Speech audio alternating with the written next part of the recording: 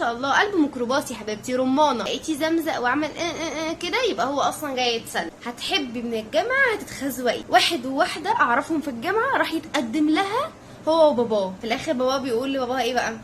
بنتك هي اللي طلبت من ابني ان هو يجي يتقدم لها، وعشان كده احنا جايين نتقدم لها عشان هي كانت ماشيه معانا. عمو انت بتقول ايه يا عمو؟ عمو في ايه؟ وحشتوني جدا جدا جدا قد البحر وسمكات. حب الجامعه ومشاكل حب الجامعه وحوارات حب الجامعه. نفترض انك صحيتي من النوم يوم مثلا الصبح ورحتي الجامعه، لقيتي ولد ثعباني او مش ثعباني قالك انا بحبك بحبك، وراح غمزلك بعينه كده، وانتي طبعا كنت مراهنه مع اصحابك ان هو هيقولك ان هو بيحبك، واصحابك كلهم قالوا لك لا، قلت لهم لا اي كان فيكس هيم، وشوحتي بصباعك ده كده، شوحتي بيه، قلت لهم اي كان فيكس هيم، وعملتي كده وغنيتي بصوت عالي اللي قادره على التحدي والمواجهه. جاي اقول لك بقى ما تغنيش بصوت عالي. ما تغنيش بصوت عالي ليه بقى؟ عشان انتي هترجعي تعيطي للشله اللي انتي خصمتي معاهم بسببه، بعد ما يقعد في اخر المدرج كده ويبص لك من فوق لتحت كده ويبصلك بقرف، هترجعي تعيطي لهم تاني. فبلاش وانتي بتغني وتقولي اي كان فيكس هيم تشوحي بصباعك وتعلي صوتك قوي. وتعالي بقى نشوف ازاي نعرف اذا كان هو وحش ولا حلو. خلينا نتكلم جد شويه.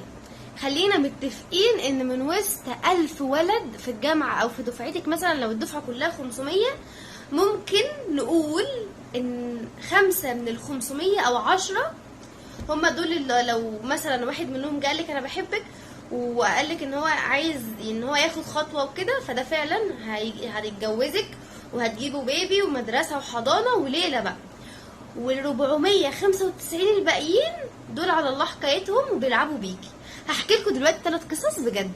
اول حاجه يعني هو موقف حصل معايا، موقف سمعته في الميكروباص من ولدين ما يعرفوش بقى ان هم عادي انا قاعده وراهم، يعني انا هاجي انقل بقى اخبارهم.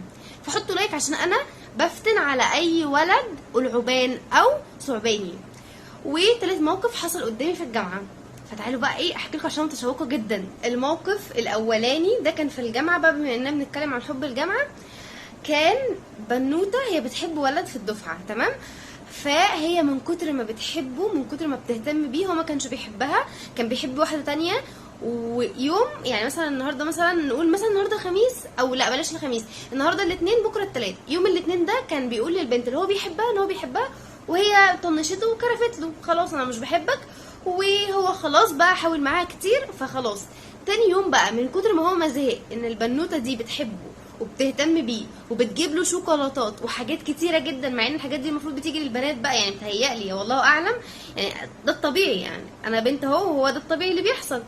فهو بقى راح قال يقضي فراغه وراح قال لها ان هو بيحبها. البنت مسكت في كلمه انا بحبك اللي هو قالها لها دي، وايه بنت احلام وطموحات وقصص ومواويل، وفضلت معاه تقضيها تنازلات. اول تنازل اتنازلت عن كرامتها، ان هي كل شويه تقول له بحبك، وكل شويه هو يقول لها ان هو مش حاسس ان هو عايز يكمل، وكل شويه يقول لها انا مش فاضي، انا مش عارفه ايه، طب ما ردتش ليه على الموبايل، مش عارفه ايه، طب شويه طب انا حاسه ان انا عايزه امسك ايدك. بجد ده حصل، انا بجد شاهده على الكلام ده. عايزه امسك ايدك، طب انا مش عارف ايه، طيب ممكن اخد حضن، ويحط ايده عليها وكده وبتاع، ويقعد يقول لها ده انا هاجي اتقدم لك، ده انا هاجي ومش عارفه ايه وهسوي، مع انه كان عايز يتقدم. بصوا بقى بعدها راح يتقدم لبنت تانية، خد اهله كلهم، ولكن لما راح يتقدم للبنت دي اخد باباه، وباباه راح قال لباباها، هو تقريبا كان متفق مع باباه بقى ما شاء الله، هما الاثنين عاملينها مع بعض. قال لباباه ايه؟ بنتك كانت ماشيه مع ابني، المفروض يعني حتى لو هو كان عايز البنت ما كانش باباه يقول كده، حتى لو هي كانت ماشيه معاه.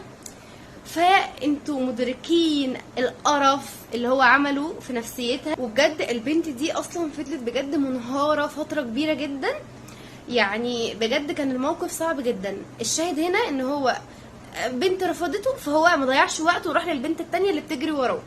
ده اول حاجه. تاني حاجه، هل هو بقى لو كانت البنت الاولانيه اصلا وافقت بيه كان هيبقى مثلا شخصيه عدله وكويسه؟ لا خالص، لان ده بتبقى شخصيات. هو كان عايز برضو يمشي مع البنت الاولانيه مجرد يضيع وقت، ولكن هو لقاها صعبه فقال يحاول مره واثنين وثلاثه، وقال لك كده كده البنت هتيجي، بس هي ما جاتش معاه، فقال ياخد ايه اللي جاي معايا سهله. فنحط قدام عيننا ما نبقاش بنات سهله ان احنا اي ولد يضحك علينا باي كلمه. الموقف بقى اللي حصل معايا ده بجد مضحك جدا، لان انا كل اللي يعرفني يقول لي انت قويه ومفتريه. ليه بقى يا جماعه؟ عشان ما بحبش العوجان، انا بجد ما بحبش العوجان. كان ولد في الجامعه في الدفعه بتاعتي قعد يقول لي ان هو عايز يرتبط بيا، واحنا كنا في جروب الدفعه عادي، انا ما بهزرش وما بحبش اهزر مع الولاد بتوع الدفعه عشان هم لتاتين، ودي نصيحه حطيها في ودنك، هم بجد لتاتين، ولو قلت لهم صباح الخير ممكن يقول لك دي بتتكلم معايا دي بتعمل، فانا ما بحبش كده وخالص خالص. المهم كان بيربطني بيه حاجه يعني في الجامعه، فهو اتجرأ وجه قال لي ان هو عايز معجب بيا وعايز يرتبط بيا، ده في ايام الجامعه. انا اديتهم له يا جماعه، الولد اقسم بالله العظيم اتاسف لي مش مره، انا اتاسف لي بعد ما عملت له بلوك، لما شافني في الجامعه اتاسف لي وقال لي انا اسف، انت بجد انسانه محترمه. بجد حسيت ان انا فعلا انسانه محترمه. طب ليه بقى؟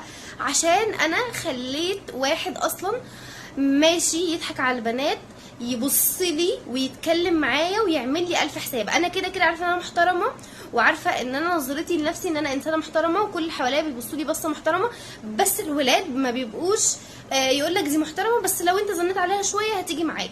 فانك انت تخلي اصلا واحد بالشخصيه القذره دي يبقى يتاسف لك ويتاسف لك اكتر من مره ويبقى شايفك خلاص ان انت انسانه محترمه وحطك في الحته دي، فانت كده تبقي عملتي لنفسك شخصيه. هما بيحبوا كده، بيحبوا الوش الخشب اللي في وشهم ده. دي تاني نصيحه. تالت موقف بقى، وده كان في الميكروباص، وهم بقى حظهم الاسود قعدوا قدامي، وانا بقى بجد هما كان صوتهم عالي جدا.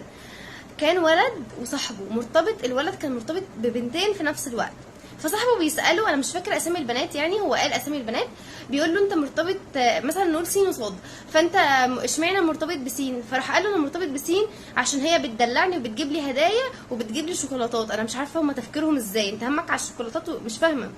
طب وقال له مرتبط بصاد ليه؟ راح قال له لا دي عشان انا بقى اللي ادلعها واجيب لها هدايا واجيب لها شوكولاتات، وبعد كده بقى هي تدلعني. ايه يا جماعه، ايه يا جماعه، ايه ده اللي انا بسمعه ده؟ مش معقول بجد. انت شايفه تفكير الولاد عامل ازاي؟ وهما البنتين بقى اكيد دي مفكره بس ان هي اللي في قلبه، ودي مفكره بس ان هي اللي في قلبه، وهو ما شاء الله قلبه ميكروباص يا حبيبتي، رمانه جواه مليون حبه رمانه. طب نستفاد ايه بقى من السيره دي؟ نستفاد ان اي ولد جامعه شغل اي حاجه جه قالك ان هو بيحبك، هنساله سؤال واحد، انت جاهز تيجي تتقدم لي؟ قالك لا مش جاهز، قولي له اوكي. لو انت شايفه ان هو محترم قولي له اوكي، انا ما عنديش مشكله، اكلم بس حد من اهلي وما اقولكش تعالى تقدم لي، ولكن انا مش هعمل حاجه حرام، بمعنى انك انت هتستحمل بقى، بما انك مش هتيجي تقدم لي، مش هتستحمل ما نتكلمش، هتستحمل ما نخرجش، هتستحمل ان احنا ما تحطش ايدك عليا، هتستحمل ان انت مثلا ما تقوليش مش عارفه ايه ومش عارفه ايه. لقيتي زمزق وعمل كده، يبقى هو اصلا جاي يتسلى. لقيتيه اوكي ماشي واستحمل، لا اوعي انت بقى تضعفي وتقولي خلاص طب انزل امسك ايده اعمل مش عارفه ايه، لان هو برضو هيزهق وهيسيبك في الاخر. فاتكي عليه شويه وشوفي وخليكي يتقدم لك، وخلي اهلك يقعدوا معاه وانت اقعدي معاه وتعرفي على شخصيته. بلاش ان انت خلاص انا حبيته بالشكل، لان بيبقى فيه اعجاب وفيه حب. الحب ده بيجي مع الوقت، الاعجاب ده اول ما بتشوفيه الله بتنبهري بيه. كلنا انبهرنا مثلا واحنا صغيرين بحماقي بعمرو دياب، هل بقى كنا بنحبهم واتجوزناهم؟ مفيش الكلام ده. فبلاش تبقي انسانه عبيطه. وبس كده الفيديو بتاع النهارده خلص، اتمنى اكون فدتك. وبلاش تعملي حاجه غلط، حطي ربنا قدام عينك وحطي اهلك قدام عينك، وبس كده. انت بقى شوفي نفسك وراقبي نفسك، وبس كده. يا رب اكون فدتكم شويه.